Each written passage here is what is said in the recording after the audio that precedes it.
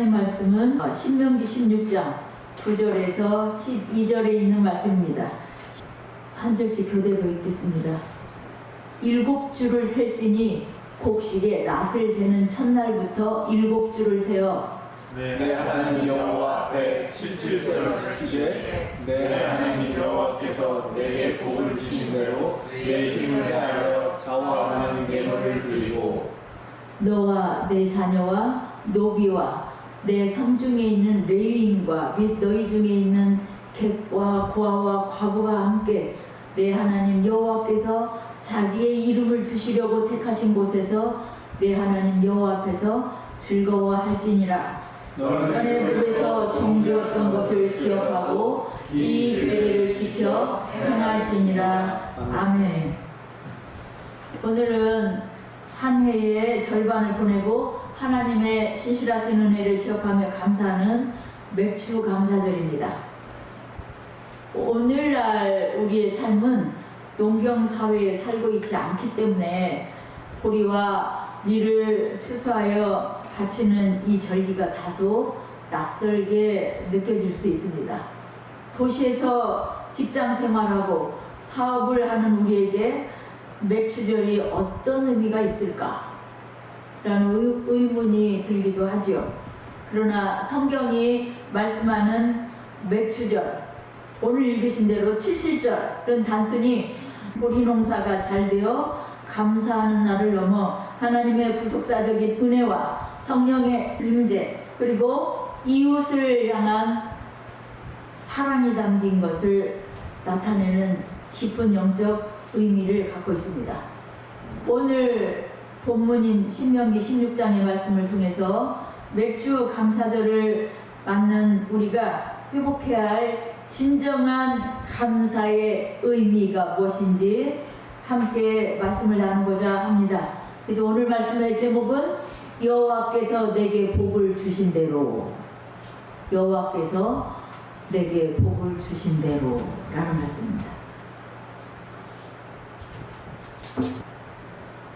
이스라엘에서는 6월절 이후 첫 안식일에 보리를 수확한 첫 열매를 드렸습니다. 이로부터 7주간이 지난 후 밀을 추수합니다.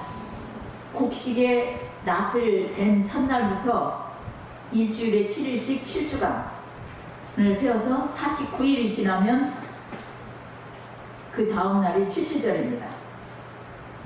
신약에서 오순절로 이어집니다. 오순절이라는 말은 구약의 용어는 아닙니다.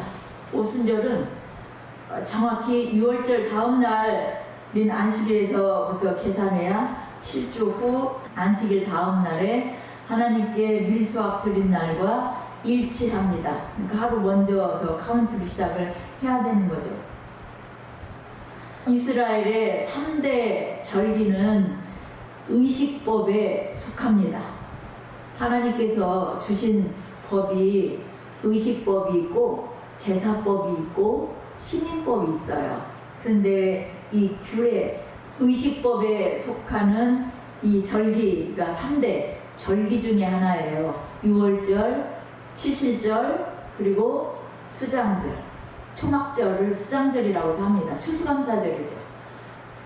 지금 말하면 6월절은 부활절이라고 생각하시면 됩니다. 그리고 77절이 맥추절이고요. 초막절이 추수감사절이에요. 근데 우리에게는 크리스마스가 한 번 더 중요한 절기로 있죠. 이 의식법은 그리스도께서 오심으로 완성되었고 문자적인 준수는 폐지되었습니다. 그러면 한국교회에서는 왜 맥추절을 지키는 풍습이 어디서 시작되었을까요? 한국에서는 보리 추수를 6월 중순이나 말경에 추수를 합니다. 보리 추수를 끝낸 후 하나님께 수확에 감사를 드리는 절기로 지킨 것이죠. 그러니까 우리나라에 맞게 맥추절이라고 한 겁니다. 그게 딱 반년을 지난 다음인 거예요. 6개월이 지났습니다.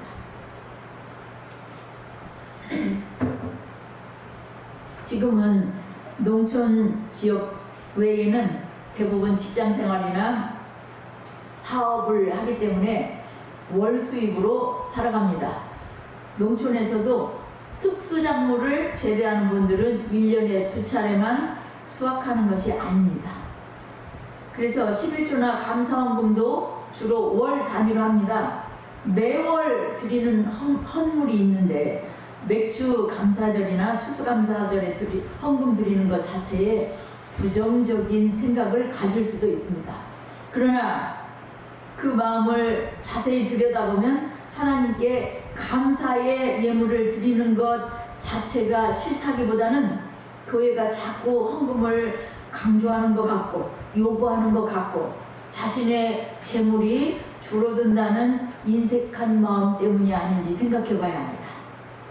이것을 위해서 예수님께서는 우리 마음을 꿰뚫어 보시고 내 물질이 있는 곳에 내 마음도 있느니라 하셨습니다. 그러니까 자꾸 교회에서 헌금 얘기하는 거 자꾸 내 돈 뭐 뜯어가려고 하는 것처럼 지금 웃고 있는 사람이 있어요. 계속 저한테 성도한테 기쁨교회는 삥 뜯으려고 한다고 그랬었어요. 그런데 자기 마음을 돌아봐야 돼요. 정말 내 마음을 하나님께 두기 원하는지 물질에 두기 원하는지 그건 그 하는 말을 보면 알 수 있어요. 어디에 두고 있는지. 11조만이 아니라 나머지 모든 것이 하나님께서 주신 것이고 우리 자신도 주님 것입니다. 여기서 핵심은 첫 번째로 첫 수확을 구별하여 하나님께 드리는 것입니다. 그러니까 여호와께서 내게 주신 대로 첫 수확을 드리는 거예요. 그거 하나님 거라고 드리는 거죠. 이스라엘 백성들이 광야 40년 동안 만나만 먹다가 가나안 땅에 들어가 마침내 자신들의 손으로 거둔 첫 열매를 손에 쥐었을 때 그 감격이 어떠했겠습니까? 그 감격을 하나님께서 주신 것으로 알아서 하나님께 첫 열매를 드리는 겁니다. 이 말씀은 가나안 땅에 들어가기 전 광야에서 주시는 규례입니다. 그러니까 이것은 이스라엘이 반드시 그 땅에 너희는 들어간다라는 약속이기도 합니다. 그들이 그 앞에 가서 우리는 못 들어간다라고 버틴겨도 하나님께서는 이 말씀을 이루십니다. 맥주감사절은 지난 6개월 동안 우리 삶의 현장에서 맺게 하신 첫 열매를 기억하는 날입니다. 낙심하지 않고 올 한 해의 절반을 버티고 살아낼 수 있었던 것, 매달 영과 육의 필요를 채워주신 것 모두가 하나님의 은혜입니다. 내 힘으로 물질을 얻은 것 같지만 이 모든 환경과 건강을 허락하신 분이 하나님이심을 고백하며 삶의 첫 자리를 하나님께 드리고 기뻐하는 것이 맥주 절기입니다. 여러분은 올 6개월 동안 어떤 감사가 있으십니까? 세워보세요. 지금 손으로. 올해 한 해 지금 간절히 지났는데 어떤 감사할 거리들이 있는지 구석구석 찾아서 감사를 하십시오. 저는 감사할 것이 가지수도 많지만 감사할 정도도 측량할 수 없게 깊습니다. 많고 기뻐요. 한승조가 결혼한 것만이 아니에요. 지금 얼마나 많은 일들이 6개월 동안에 있었는지 엄청나게 가지수도 많고 감사한 정도가 맨날 감사로 눈물을 흘려야 할 만큼 깊이 있는 측량할 수 없는 감사가 있습니다. 한 가지 예를 든다면요. 저희 친정엄마가 저희 교회 옆에 여기 요양원에 계십니다. 몇 주 전에 제가 먹을 것을 가지고 엄마를 찾아갔습니다. 엄마가 기도를 하시는데 이제 먹을 거를 드리니까 기도를 하시는데 딸이 부모를 공양하려고 맛있는 음식을 이렇게 가지고 왔는데 다음에도 또 갖고 오게 해주세요. 이렇게 기도를 하시는 거예요. 그래서 제가 귀여워가지고 막 웃었습니다. 근데 이제 2주 후에 또 갔어요. 근데 이번에는 부모한테만 주는 것이 아니라 다른 사람에게 주도록 풍족하게 복을 주세요. 이렇게 기도하시는 거예요. 저희 엄마가 건강한 것도 감사하고 치매에 걸리셨는데도 자녀를 위해서 하나님께 복을 빌어주신다는 것, 이게 얼마나 감사했는지 모릅니다. 치매에 걸리셨는데도 하나님께서 주신 권리, 자녀에게 복을 빌어주시는 권리를 사용하시는 거예요. 저희 엄마가. 맥추절 77절은 첫 열매에 대한 감사의 절기입니다. 두 번째로 맥추절은 성령 충만으로 진정한 변화가 시작됨을 의미합니다. 맥추절은 구약의 절기로 끝나지 않습니다. 신약에 이르러 오순절은 놀라운 사건으로 성취됩니다. 바로 예수님이 부활 승천하신 후 약속하신 성령님이 마가의 다락방에 임하신 날이 바로 이 절기입니다. 구약의 맥추절이 육신의 영적인 밀과 보리의 첫 열매를 드리는 날이었다면 신약의 오순절은 영적인 마중물이 되는 성령의 첫 열매를 받은 날입니다. 인간의 의지와 노력만으로는 진정한 삶의 변화를 이룰 수 없습니다. 우리의 전투력은 늘 충동과 본성에 흔들리기 쉽습니다. 그러나 오순절에 임하신 성령으로 충만해질 때 우리는 비로소 방탕과 방종을 이기고 절제라는 성령의 열매를 맺으며 죄로부터 돌이키는 진정한 변화를 시작할 수 있습니다. 예수님의 제자들은 예수님을 그리스도시요 살아계신 하나님의 아들로 믿고 고백했지만 십자가의 길을 따라갈 능력은 없었어요. 그런데 오순절날 성령 세례를 받고 나서 예수님의 가르침을 이해하게 되었고 말씀에 권세가 있어서 복음을 전하면 한 번에 4,000명씩 회개하고 세례를 받았으며 순교당하는 것을 두려워하지 않는 담대함이 생겼습니다. 제자들은 성령 충만을 받아서 삶이 변화되었습니다. 예수님께서 가신 십자가의 길을 따르게 되었습니다. 이번 맥주 감사절을 통해서 오직 성령으로 충만함을 받게 되고 영적인 풍성함을 회복하시기를 소망합니다. 세 번째, 맥주절은 가난하고 연약한 자들과 함께 즐거워하는 날입니다. 11절에 보시면 너와 내 자녀와 노비와 내 성중에 있는 레위인과 너희 중에 있는 객과 고아와 과부가 함께 성전에서 여호와 앞에서 즐거워하라고 하십니다. 많은 사람들이 함께 즐거워하라고 하시는 거예요.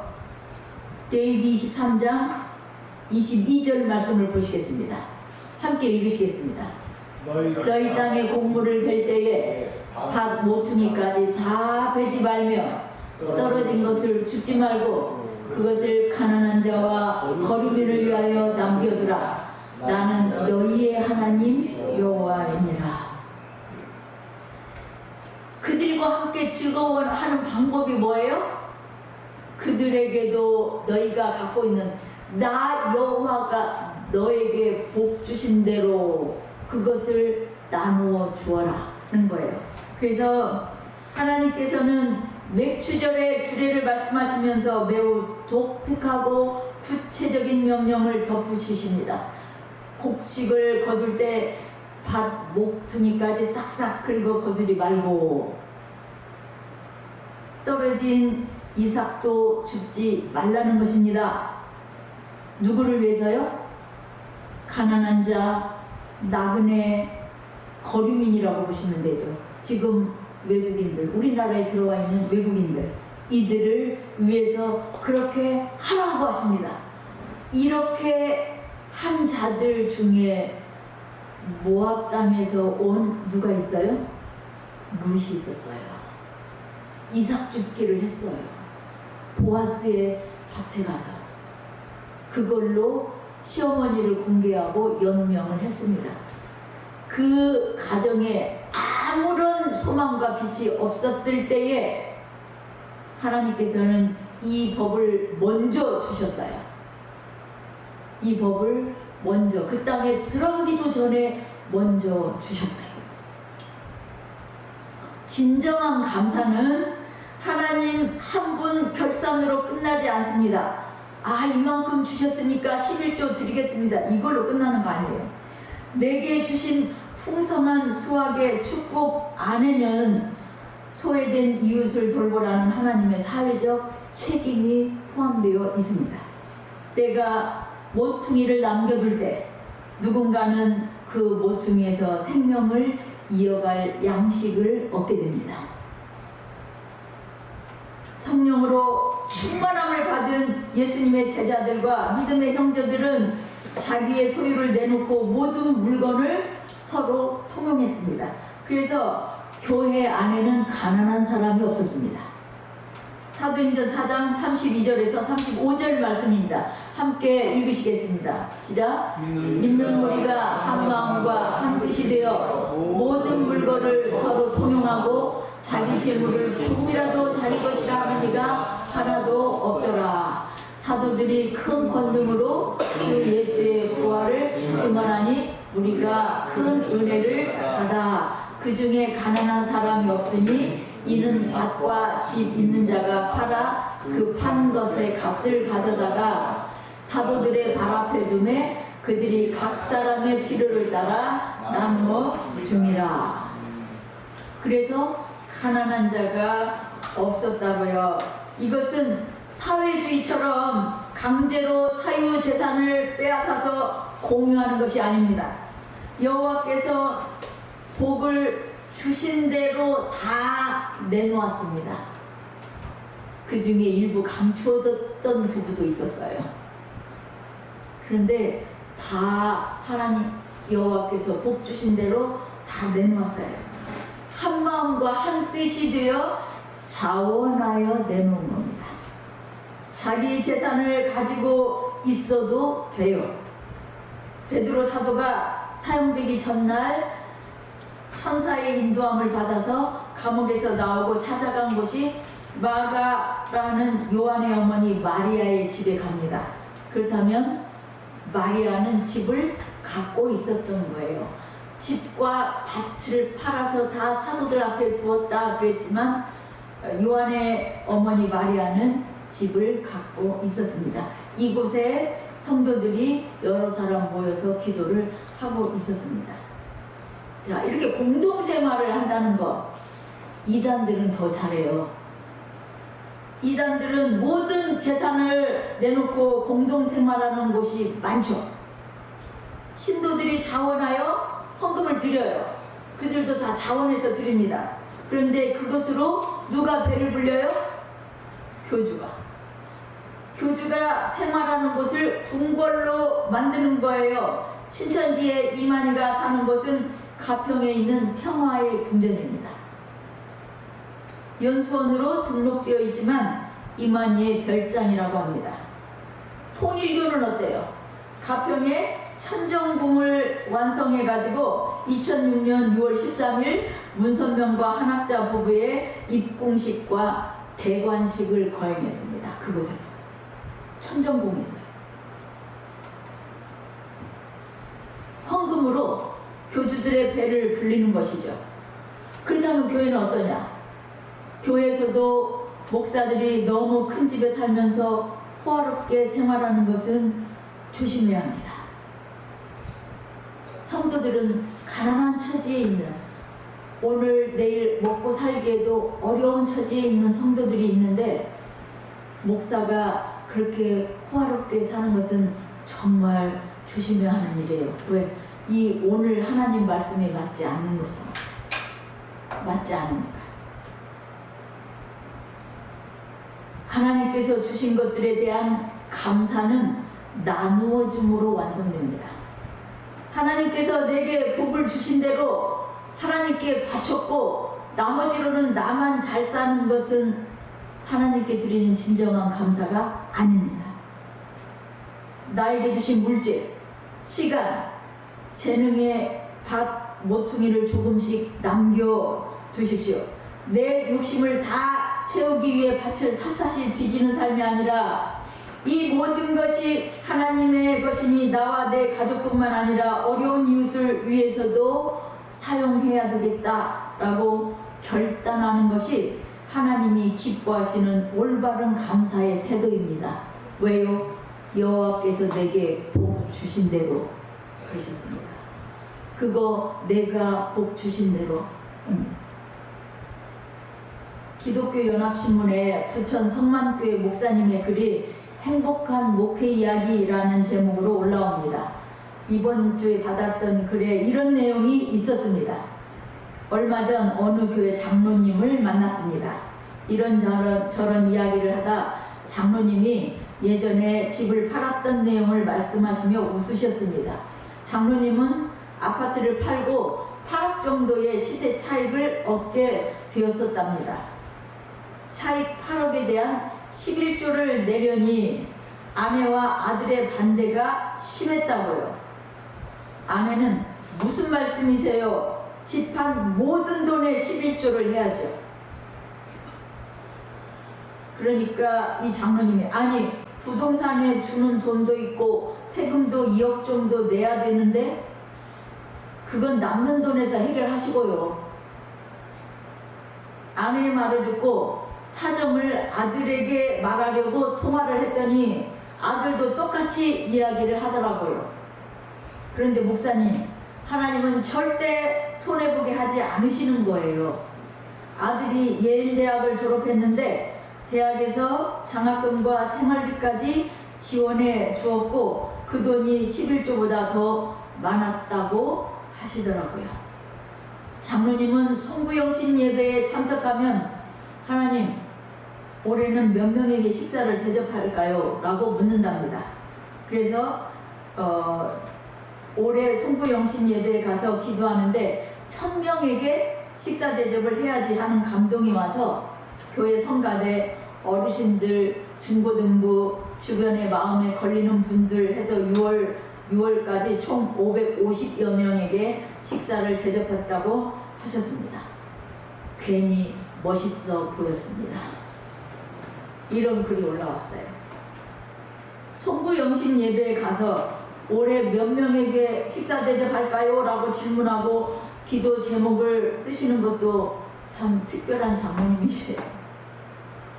누가 송구영신 예배에 가서 그런 기도 제목을 내놓으면 기록해서 냅니까? 오늘 맥주 감사절을 맞이하신 여러분도 하나님께 그렇게 기도해 보세요. 지난 6개월 동안 동행하신 하나님의 은혜에 진심 어린 첫 열매 감사를 드립시다. 우리 마음에 오순절 성령의 불길이 다시 타올라서 내 본성을 이기고 성령의 열매를 맺는 삶을 구하시기 바랍니다. 내게 주신 축복의 밥, 모퉁이를 남겨 이웃과 따뜻하게 나누는 삶을 시작합시다. 이번 한 주간 입술의 고백을 넘어서 여러분의 구체적인 삶의 나눔을 통해 하나님의 살아계심과 신실하셨던 은혜를 온 땅에 증거하는 복된 성도님들이 되시기를 주님의 이름으로 간절히 소망합니다.